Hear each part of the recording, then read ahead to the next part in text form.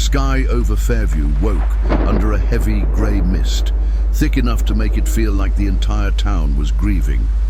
William, brows furrowed, clutched his wife Caroline's hand as they tried to reason with their 8-year-old daughter Emily that she didn't need to attend Daniel's burial, but the girl refused.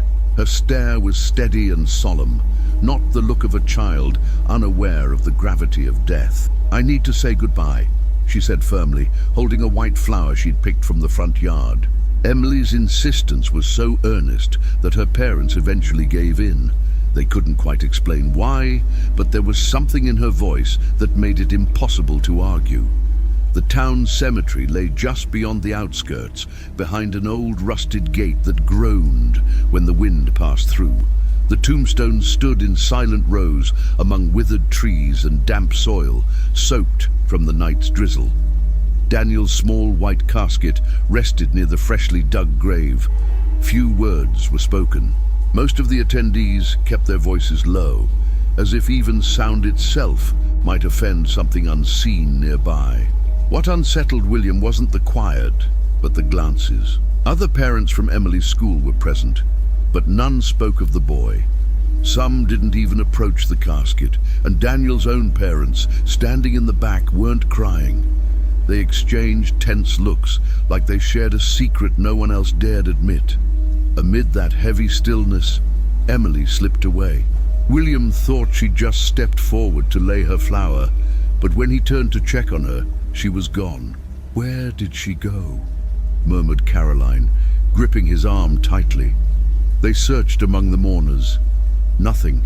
They whispered her name. No response. Their pace quickened as they weaved between the gravestones, dodging soft mounds of soil, meeting worried eyes from strangers. And then they saw her.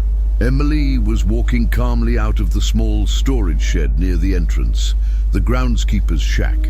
In her arms was something, a doll, worn fabric, button eyes, a once white dress now faded and frayed. "She doesn't belong to anyone. Someone gave her to me," Emily said.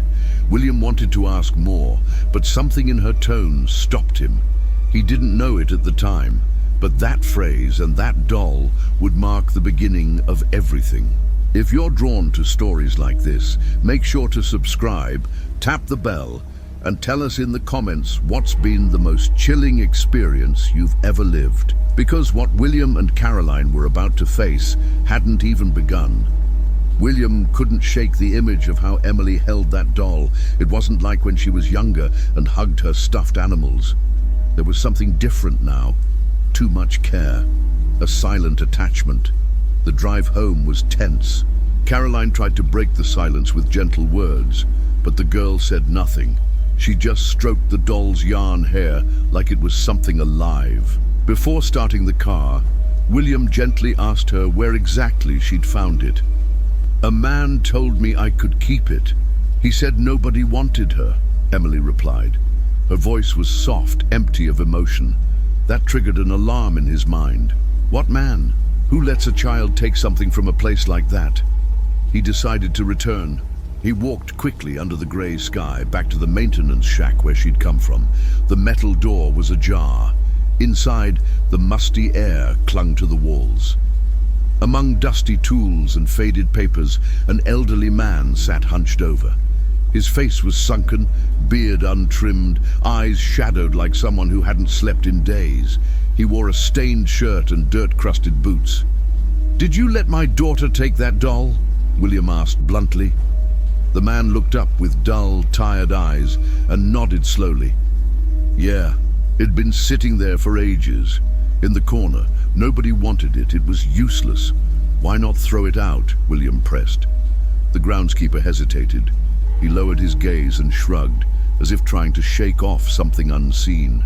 "It's not so easy to get rid of things when they come from where that one came from." William narrowed his eyes. "What do you mean?" The old man seemed unsure. Then he sighed. "That doll was left here after another funeral. Maybe a year and a half ago. It belonged to a little girl. Her mother left it behind, crying, said she didn't want to bring it home. Since then, nobody touched it." There was something in his voice.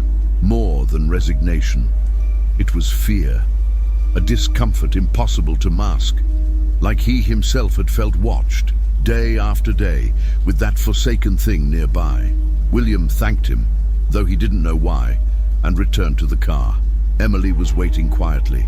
Caroline, seeing his expression, asked what had happened, but he simply said, "We'll talk later."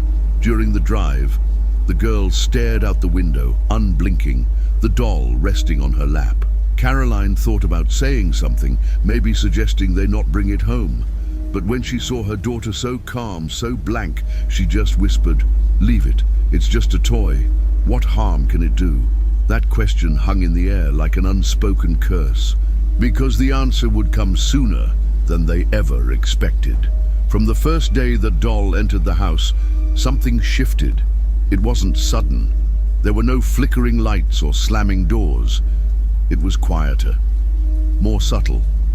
Emily, who always asked to watch her cartoons before bed, stopped turning on the TV. Her favorite toys sat untouched in a corner, as if they no longer mattered. She didn't want to go outside. She didn't even ask for her warm milk and sweet bun in the afternoon, like she always did. Instead, she spent hours in her room, holding the doll, eyes distant. Caroline tried speaking to her many times, asked if she was okay, if she missed Daniel, if she wanted to call her friends. But the girl answered only with short words or a small nod, always with that doll clutched in her arms. One night, while William was locking the windows before bed, he paused by Emily's room. He heard a faint whisper. Maybe she was talking to herself like kids do. He leaned closer, but then he noticed something strange. It wasn't just her voice.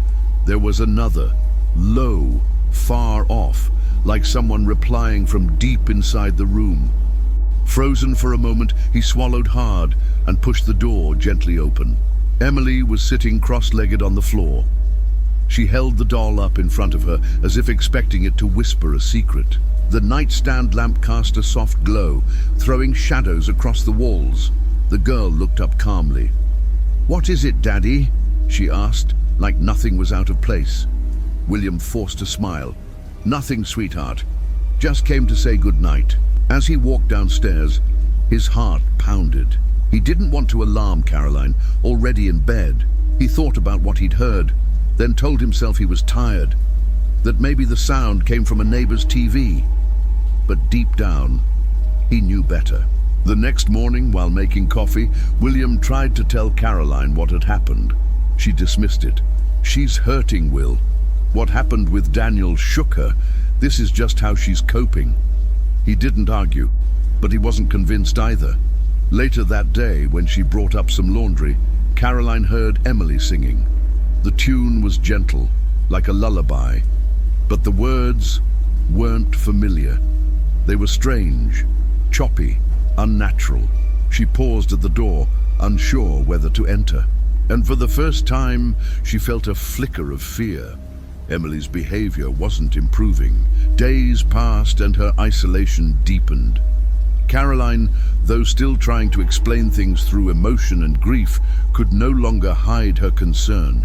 There was something in her daughter's eyes, a kind of distance, as if she wasn't fully there anymore. One night after Emily had fallen asleep holding the doll close, William made a decision.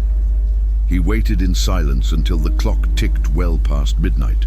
Then with slow steps he climbed the stairs, gently opened her bedroom door so as not to wake her, and walked toward the bed. The doll sat there, perched on the edge, its cloth face tilted toward the sleeping girl. When he reached to lift it, something made him pause. The heat. The doll wasn't warm from being under blankets. It was warm like a living thing, like it had a body temperature. He let go reflexively, a chill running through him, but he knew he couldn't back down. He wrapped it in a towel and carried it to the backyard. Between a stack of old bricks and dried flower pots, he placed it inside a cardboard box. He shut the lid and laid a paving stone on top. "I'll get rid of it tomorrow," he muttered, unsure if he was talking to himself or to something else. He went back into the house, locked every door, checked the windows, and got into bed without saying a word to Caroline. It took a long time before sleep came. The next morning, stepping into the yard, the first thing he noticed was that the box wasn't where he'd left it. The stone remained, but the box lid lay off to the side, open. There were no signs of rain, no evidence that an animal had tampered with it. He circled the yard, anxious, checking every corner. When he re-entered the house, he climbed the stairs with his pulse racing. Emily was still asleep, but what he saw froze him in place. The doll was right there again, sitting at the foot of the bed in exactly the same position as before, as if it had never left. He said nothing, not to Caroline. He swallowed the fear. Hours later, he received a message from an unknown number. It read only, "Does your daughter have the doll? Be careful. Seriously." He tried to reply, but the number was no longer in service. That was when William began to dig. He searched the school's parent group. There were no official announcements, but something caught his attention. Besides Daniel, 2 other children from the class had been absent for weeks. No notices, no explanations. Just silence. Caroline remained firm in her desire not to panic, but William could no longer deny what he felt. Something was wrong, tangibly wrong, and as absurd as it sounded, he was certain it had all started the day Emily brought that doll home. After the anonymous message and the doll's eerie reappearance, William stopped trying to make sense of it all. Each rational thought only deepened his unease, and worse, each day seemed to confirm that this thing wasn't going to stop. One early morning, not long before 3, a noise woke him. A dry, scraping sound, like a chair dragging across wood. He opened his eyes into the darkness and looked toward the hallway. The living room TV was on, though no one had turned it on. The screen crackled with grey static, the volume blaring. He rushed to shut it off and noticed the remote still in its place on the backrest of the couch, untouched. He stood there, listening. Nothing else happened that night, but sleep never returned. Days later, Caroline found the bathroom mirror shattered from corner to corner. They hadn't heard a thing. It hadn't fallen. It was still hanging, but broken, fractured, like something had pressed against it from within. They blamed the glass, maybe a defect, but they both knew that explanation didn't fit, especially not when it happened in the middle of the night, while they slept. By then, Caroline could no longer deny it. She didn't say it aloud, but her behavior shifted. She began leaving lights on at night. She locked their bedroom door. She even taped a sprig of rue over the window frame, something her grandmother had taught her in childhood. On quiet Sunday afternoon, they stepped out for just 30 minutes to buy bread. When they returned, they knew something was off. Every kitchen drawer was open. Nothing was missing. Nothing broken. Just opened, as if someone or something had been searching and suddenly stopped. William ran upstairs. Emily's room was untouched. Still, the girl lay asleep, hugging the doll. On her face, an expression of absolute calm. It was as though the chaos refused to touch her. That same night, Caroline woke with a start. The first thing she said was, "There was someone standing in the doorway. I felt the shadow, but I didn't open my eyes." William didn't respond. He got out of bed, walked the house in silence, and returned without a word. He knew something had taken root. It couldn't be seen. It had no name, but he could feel it in every room, every murmur. And as long as Emily held that doll, it couldn't be driven away. Weeks went by, objects misplaced, lights flickering, a presence walking the halls in the dark. William could no longer contain the fear. Caroline, now more cautious and less skeptical, still hesitated to act. That's when William thought of someone who had once helped his mother years ago, during a strange time no one could explain. He wasn't a priest nor a carnival healer. His name was Mr. Lawrence, an older man who lived in a small town nearby, Pine Hollow. He didn't charge, didn't advertise. He only helped when he felt he should. When William called, the reply was short. "I'll come tomorrow. Make sure there are no children in the house." That line chilled him. The next morning, Emily was sent to a neighbor's house. Caroline wasn't fully convinced, but agreed. At 10 sharp, Mr. Lawrence arrived, tall, thin, wearing a wide-brimmed hat and an old rosary around his neck. His eyes didn't just see, they studied. The moment he crossed the threshold, he asked for silence. "I just need to walk. Don't interrupt me," he said. He moved through the living room, the kitchen, the dining area. At times, he would press his hand lightly against door frames or pause near the walls, as if feeling something beyond the physical. He climbed the stairs without hesitation. He stopped for a long moment in front of the bathroom. Then he walked to Emily's room. He didn't enter right away. He stood at the doorway, unmoving, breathed deeply. The silence turned thick. Caroline, standing behind William, watched him, trying to read his reaction. Then, in a voice barely audible, Mr. Lawrence spoke. "This didn't come from here." He stepped in slowly, didn't touch anything, just stood in the center of the room with his eyes closed. The window was slightly ajar, the air colder than anywhere else in the house, but it wasn't an outdoor chill. It came from somewhere deeper. It's not just energy," he murmured. Then in a stronger tone added, "And it doesn't belong to your daughter." Caroline stepped back.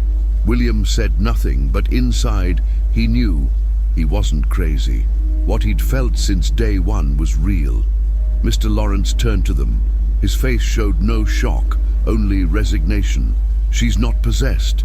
She hasn't been taken, but there's a link, strong, emotional, and as long as that bond exists, this will keep growing." "What kind of link?" William asked quietly. The man didn't answer with words. He simply looked at the bed, and there in the corner lay the doll. It was the first time someone else looked at it with the same fear William had carried from the beginning. After a few more minutes in the room, Mr. Lawrence descended in silence. He sat in the living room and asked for a glass of water.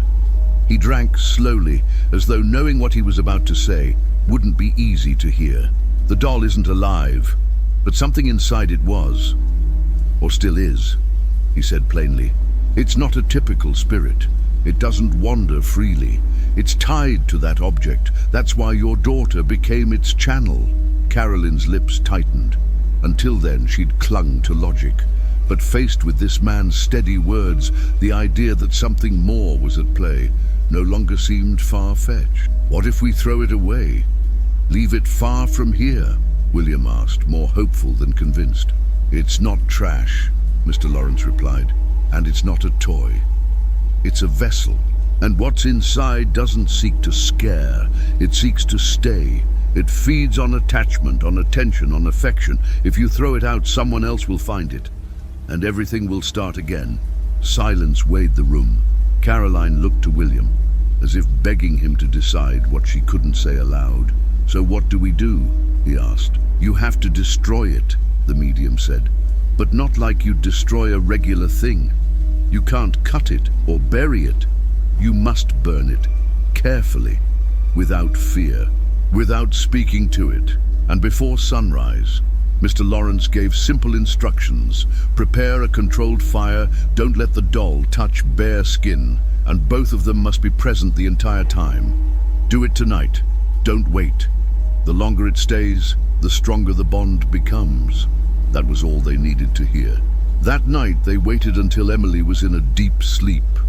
William went up wearing thick gloves, wrapped the doll in a blanket, and placed it in a reinforced cardboard box. Caroline prepared the backyard with old newspapers, dry wood, and a bottle of alcohol they had from their last Christmas party.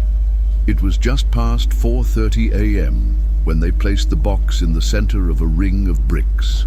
William lit it with a match. The flames were slow to rise, but once they reached inside the box, a muted sound escaped from it. Not a scream, not an explosion. It was a muffled crack, like something snapping deep within. The box shuddered once, just once. Then it fell still, consumed by fire. Caroline covered her mouth, saying nothing. William stood there, watching the flames devour the cloth, the buttons, the dress, everything. They thought that was the end, but one answer still remained. The fire faded slowly. What was left inside the ring was a dark, formless mass. No sign of fabric, thread, or buttons. It was as if the doll had never existed. For a few minutes, the house felt lighter. Even the air seemed easier to breathe. William and Caroline stepped inside without speaking. They locked the back door, exchanged a glance, and quietly made their way to the bedroom. Emily was still asleep, facing the wall, motionless.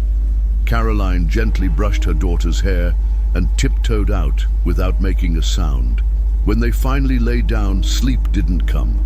Their bodies were drained, but their minds refused to rest. It was nearly 6 when, at last, they closed their eyes. 20 minutes later, a sharp thud jolted them upright. It had come from upstairs. They rushed up. Emily was sitting on her bed, eyes wide open, like she'd just woken from a nightmare. But she wasn't crying. She didn't scream. She only whispered, "It hurts. She's angry." Caroline knelt beside her. "Who, sweetheart?" "Isabel. You burned her. And now she's upset." William felt something cold pierce through his chest. He tried to speak, but at that moment, Emily's eyes lost focus. As if something inside her had been switched off. Her head slumped to the side, and she collapsed into her mother's arms. The next moments were chaos. Caroline shouted her name, shaking her gently. William lifted her, checked for a pulse. She was alive, but faint. Her skin was cool, her lips pale. They laid her on the living room couch and covered her, hoping she'd come to. William made sugar water, something his grandmother used to give when someone passed out. A few minutes later, Emily opened her eyes, but didn't seem to recognize the room. Her pupils were wide, her breathing shallow. They didn't go to the hospital that day, not because they didn't want to, but because deep down, they knew it wouldn't help. There was no fever, no wound, nothing a doctor could diagnose. For the rest of the day, Emily said nothing. She barely ate, moved slowly, but she never mentioned Isabel again, and she didn't look for the doll. Night fell in a strange kind of silence, not eerie, but still heavy. No more footsteps, no more flickering lights. The house somehow felt like it could breathe again. And yet, the fear lingered, because what happened that dawn didn't feel like an end. It felt like a pause, a retreat. Caroline lit a candle beside Emily's bed and placed a glass of water on the nightstand. She didn't say why. She just did it, as if something inside her whispered not to lower her guard just yet. Because sometimes the most dangerous thing isn't what shows itself, it's what waits. In the following days, Emily began to recover. Slowly, subtly. She ate small portions, no longer nauseated by food. She slept, though often restless. Most importantly, she never mentioned Isabel again, not once. Caroline and William noticed the change, but they didn't allow themselves to celebrate. It was as if fear had taught them not to trust peace too quickly. Still, the house felt different. No footsteps at night, no flickering bulbs. The mirrors, the furniture, the little objects that used to move. Everything stayed in place. For the first time in weeks, Caroline slept for hours without waking. One morning, Emily asked to go outside. She sat on the swing, gently rocking beneath the afternoon sun. William watched her from the kitchen, torn between relief and unease. It was his daughter. And yet, sometimes he wasn't sure he saw the same little girl as before. That night, after putting her to bed, he sat alone in the living room. He wasn't ready to go upstairs. He felt that if he closed his eyes too soon, the weight would return to his chest. Then, for no particular reason, he remembered the day of the burial. How Daniel's parents hadn't cried, the mother's distant stare, that eerie sense that everyone knew something but no one dared speak it. He pulled out his phone and searched for the boy's full name. It took time, but he found it in a digital memorial posted weeks earlier by the school. Among the comments, one stood out, "It's not fair. That's 3 now in one school year. 3. He only knew about Daniel and a girl named Lily who had also stopped attending. Who was the third? He kept reading. Another comment read, "Authorities say it's not connected, but we as parents should talk." He didn't sleep that night. At 4 in the morning, he lit a cigarette, the first in over 8 years, and stepped out into the yard. The circle of bricks was still there, blackened, cold. He looked up at the clear sky and felt a strange calm inside, unsure if it was real or just exhaustion. 2 days later, while visiting Caroline's grandfather's grave, something caught his attention. A small funeral procession was approaching along another path. Among the adults, a girl no older than 7 stepped away. She walked slowly, deliberately, like she knew exactly where to go. He watched her enter the same shed where Emily had found the doll. Mr. Ezekiel, the groundskeeper, opened the door for her, said nothing. In her arms, the girl carried something wrapped in a blanket. William couldn't see what it was. He didn't need to. He stood frozen at the cemetery gate. While Caroline arranged the flowers over her grandfather's grave, he couldn't take his eyes off the low concrete building that housed the groundskeeper's office. From outside, there was little to see, but the image of that child walking in alone, cradling that bundle. It turned his stomach. He waited for minutes. No one else approached. The rest of the procession continued on toward the far end of the cemetery. No adult seemed to notice the girl's absence. When they returned home, he said nothing. Not that night, not the one after, but inside something broke. It wasn't fear, not anger either. It was something closer to the certainty that what they'd lived through wasn't a one-off. It wasn't a fluke. It was a pattern, a cycle, and that cycle hadn't ended. In the following days, William quietly searched for connections.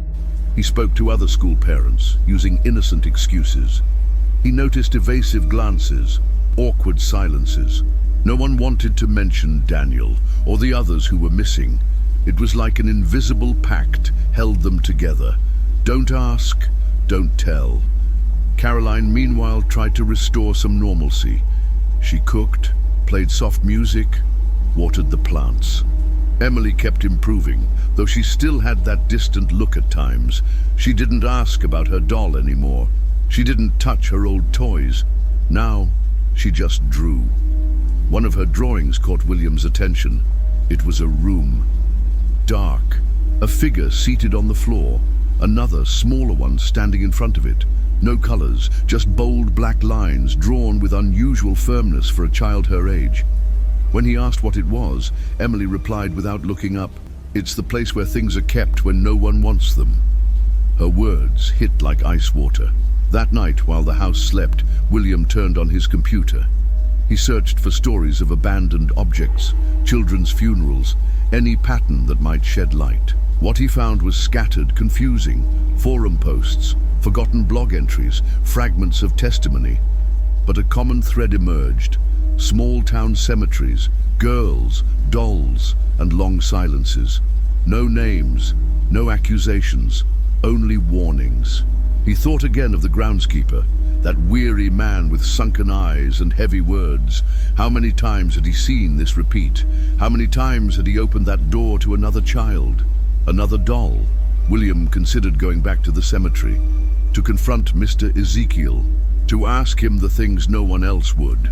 But he didn't, because deep down he understood. It wasn't a man who opened that door. It was the cycle itself.